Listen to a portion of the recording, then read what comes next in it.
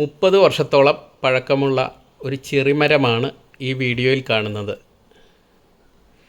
1995 പഴയ വീടിന് പുറകുവശത്തായി നട്ട ഈ ചെറുമരം പുതിയ വീട് പണിതപ്പോൾ വീടിൻ്റെ ഫ്രണ്ടിലായി നിൽക്കുന്നു.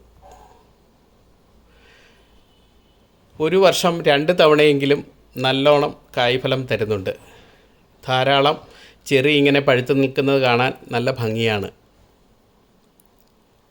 ഇത് സംസ്കരിച്ചെടുത്തു കഴിഞ്ഞാൽ ബേക്കറിയിൽ കിട്ടുന്ന പോലെ ചെറി ഉണ്ടാക്കിയെടുക്കാം. കൂടാതെ അച്ചാറിടാനും വൈൻ ഉണ്ടാക്കാനും ഇത് ഉപയോഗിക്കുന്നു.